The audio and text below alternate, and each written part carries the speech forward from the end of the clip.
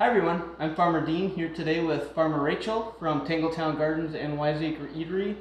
Today we're going to talk just a little bit about canning and how to preserve some of the bounty from your CSA and from your gardens. So we're excited to tell you more.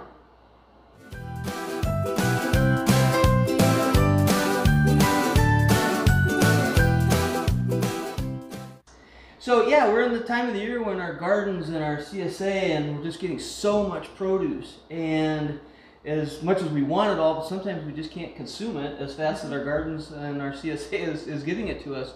So Rachel's going to show us today a little bit of how to can and how to actually take some of those really great things of summer and flavors of summer and pack them away and preserve them for winter. So Rachel is not only one of our stars out here at our farm in our CSA harvesting and vegetables, but she's also an avid gardener. She's also a very avid canner. So she's excited today to share at least one recipe on how to make some dill pickles. So yeah. Tell us, Rachel, we're excited. We're just gonna make like a really simple pickle. We're kind of loosely following a recipe from Food in Jars, my favorite canning book.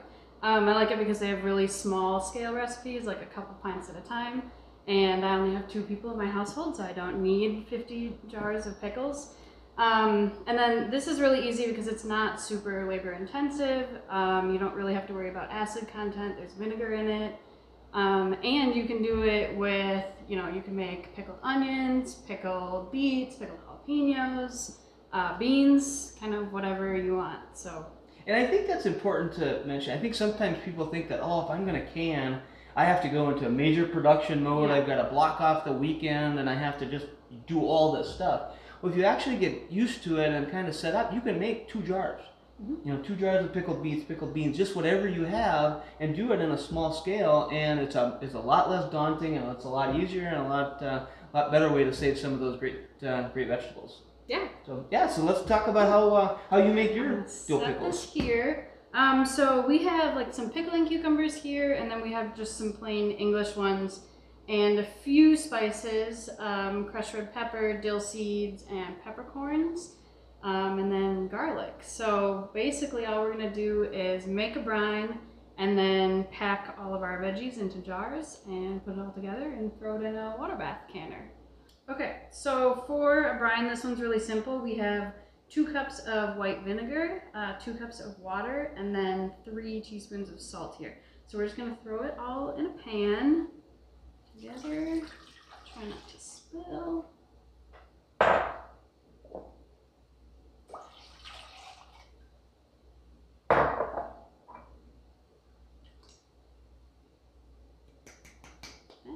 And then we'll just heat this on like medium heat until it's just simmering and the salt is dissolved.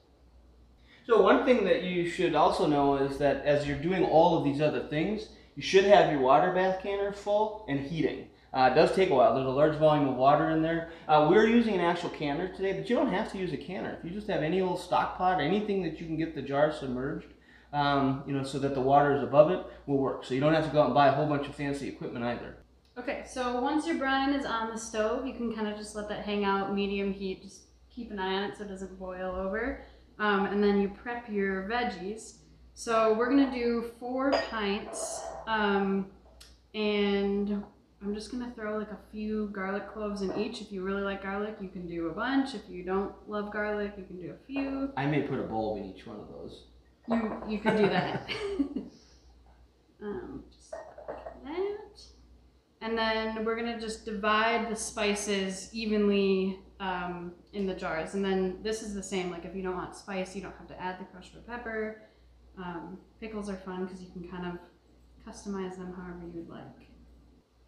And you can use dill seed, or if you happen to have some dill growing in your garden, or if you want to go a fresh route, you can actually harvest the tops of dill with the seeds, or even some of the leaves to throw in there, whatever your preference is. It looks really pretty too when they're sitting on your shelf. Well, let's put some in. All right.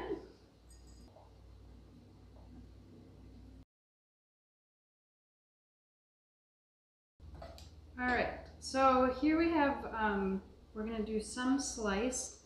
I'm just gonna kind of toss them in, and you kind of want to pack them down a little bit so you don't need quite as much liquid, and they'll shrink a little in cooking. Is there a reason why you would do slice versus spears or Is it just a preference? Yeah, sort of. I like sliced, like on sandwiches and burgers and things. And then if I have some slightly larger but like really nice and straight cucumbers, I might do some spears, kind of just quarter, and then kind of like that. So it's really just depending on how you're going to use them and yeah, what your preferences whatever are. you There's want. No real reason other than that. Yeah. And this is easier actually. So if you're just trying to get things in a jar, that's a good option. Sometimes if you have little ones like this too, you can just do them whole. So we'll slice these. Now the recipe that you're doing with the dill pickles, obviously we have dill in there, but the same recipe can be used for beets and green beans and jalapenos and anything? I love dill carrots, like dilly carrot sticks are really good. And you can just leave out the dill if you want more of like a classic pickle, like pickled onions are great on burgers, mixed in salads, whatever. So I should tell you, you see Rachel's knife skills. She is also a professional butcher. So she knows her way around the kitchen and how to use a knife. Like anything involving food. And she dyes fabric, so just there's a lot to know about Rachel. I feel like I should be helping. Maybe we should have two knives. Am I helping by staying out of the way? Yeah. That's what, at home, it's really important that if I'm canning, everyone else stays out of the kitchen. It's kind of a busy time of year for gardeners and farmers, but it will be worth it in the winter. And it really is easy. I mean, I think a lot of times people are scared of canning, and it's just, they've never done it. And yeah. I think we all are worried about, we're gonna can something wrong, and we're gonna get sick. But things like this, the reality of it is with the vinegar and the acidity. I mean, you really don't have to worry about that as long as you follow the instructions. Yeah, and if you're doing something like a lower acid thing like tomatoes, just follow a recipe. Like find a reputable book. The Ball canning books are really, really good. And then just follow the recipe, and you should be good to go. And it is. It's once you've done it a few times. I make a lot of salsa and a lot of tomato-based things, and the first couple of years, you're a little nervous and you're not sure. It's like, oh my goodness, this is going to turn out. And then all of a sudden you realize, like, well, you do it a little bit different each time. You're never doing it exactly the same, and it still turns out. So, so people have been doing this for a very long time. Yeah. So. So you really stuff them in there. This one I'm trying to kind of really pack them in because. Does it hurt them at all, or do you have to worry about bruising? Or you want to be like a little bit gentle. You don't want to jam them in there, but you can definitely give them a good. So the lid can have a little pressure up against it, at least for that little short period of time. Yeah. These ones are a little long. I might just chop off a few, but yeah, they look nicer when they're kind of it's pretty packed in there. And I see some leaves. I forgot about those. On the counter. So tell me what those are for. Yeah, so we have oak leaves here. Tannins are naturally occurring in oak leaves, in grape leaves, in various other things. I think bay leaves as well, which is readily available at grocery stores. And they keep your pickles crispy, which when you have to, you're pouring hot brine over them and then you're putting them into the canner, they can get a little soggy when they're heated for that long. So we're just going to tuck. So if you want them crunchy, you put in grape leaves or oak leaves. Yeah, add tannins. If you want them softer, you just you leave them. Yeah. Okay. I don't know why you want them soft. Yeah, I think you want a soggy pickle. Yeah. So we'll just tuck these in here. These are just from Farmer Dean's yard, so. We literally walked outside. So if you're, deciding to try this and you needed some oak leaves, you literally just walk down the street, find an oak tree, and harvest some nice clean leaves. Seems like the lower leaves or the little side sprout leaves on the trunks are a little bit cleaner this time of the year. The leaves are getting older; they're kind of getting ready to fall, and they can have some blemishes on them. You can also cut them up a little bit if you need to cut some little parts and pieces off. You just need to get those tannins out of those leaves. And if you were smart, you would do this before you put all your cucumbers in there, but as long as they're in there, right? Yeah, it doesn't really matter where. Yeah. And the nice thing about water bath canning and pressure canning is that it's not like fermenting, where if your cucumbers aren't covered in liquid, it'll still be okay. So if you're storing them and they're not covered, you're still good. So there, that's it. And Great. Then so now we check our brine. That's looking good. Yeah, we're kind of simmering. There's like a few bubbles. You just basically want it. You want to pack it in hot. Here, we have a funnel over here. Maybe you can hold. You want me to hold the funnel? Yes. And I'm just gonna use this is a measuring cup. So all we do is pour our brine over the top of our cucumbers. Try not to burn anyone. I'm finally feeling useful.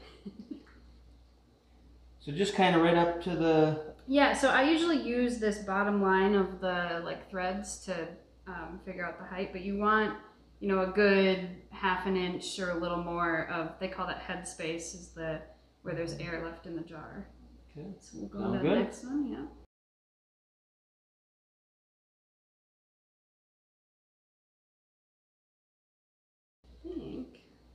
So then I like to kind of tip my jars a little and see if I can let any air bubbles out that got stuck in there, and then we'll just adjust the brine so that we're right up at that line. Okay.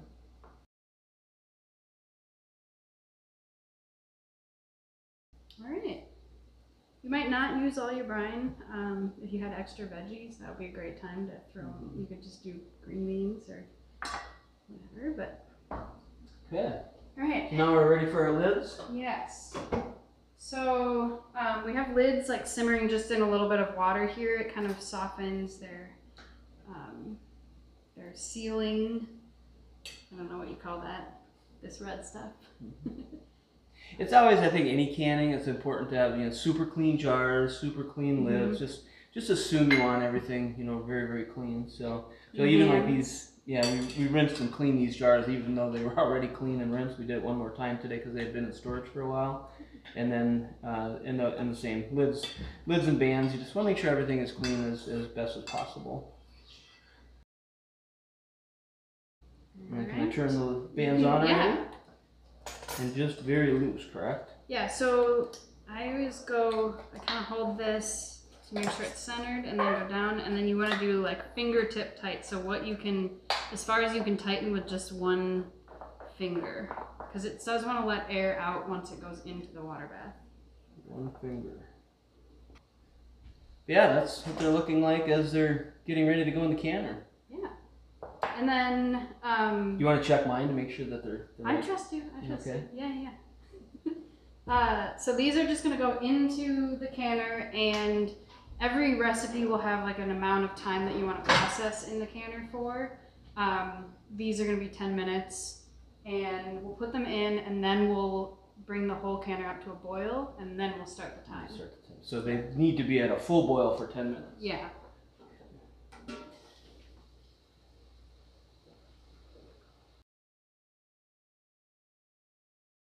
Okay, so that's in the canner and it's processing, and we have our timer going for 10 minutes. And this is the time that I like to kind of reset, and then I'll start cutting up something for my next batch. We're gonna make pickled beets. Or it's a great time to just clean up. If if you're just doing a quick little batch in the evening, get everything else put away, and then when you're done, you're cleaned up, ready to go, and you put those in the pantry. Wow, those are beautiful. These are beautiful.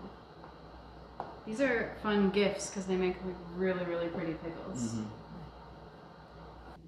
So I think our 10 minutes are up, and it's time for us to get the jars out of the water bath. Yeah. So take the lid off. This is a good time. You can just shut the heat off while you're taking them off, because then...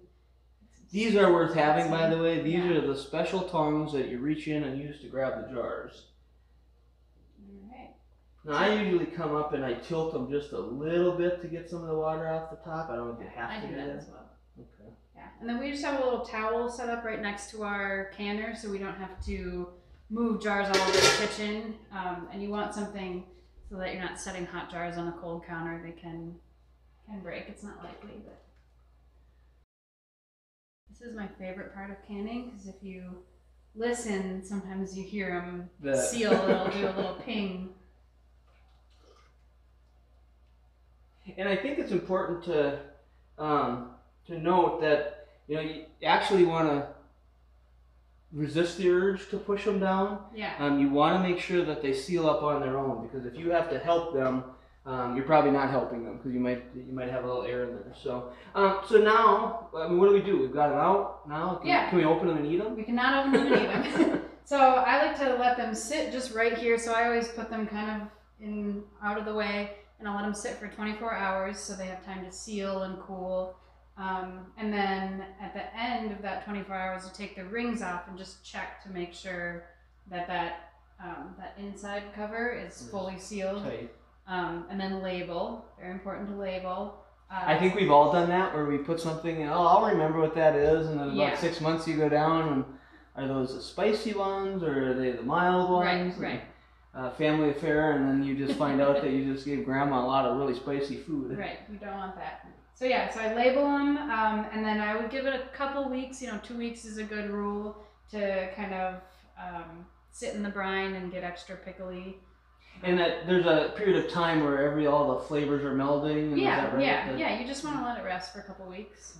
And then how long will they last? So I would say general rule is a year. I've had some last longer, but you just want to make sure when you go to open them that the seal is intact, and as long as it's still sealed, then you should be good. You hear that little suction when it opens up? Yeah, I use a knife usually because they're like really on there, so you just pop it open. So what happens if we do have one, say that doesn't seal on its own now? Can we put it back in? I would just put it in the fridge, and then it's just a refrigerator pickle. Fridge, wait 2 weeks, and then consume it within a relatively short period of time. Yeah. Okay. I think sometimes if you put it in again, they'll start getting soggier, right? Yeah, and like the sealing part around the lid has already been softened and compromised, so I don't think it'll reseal.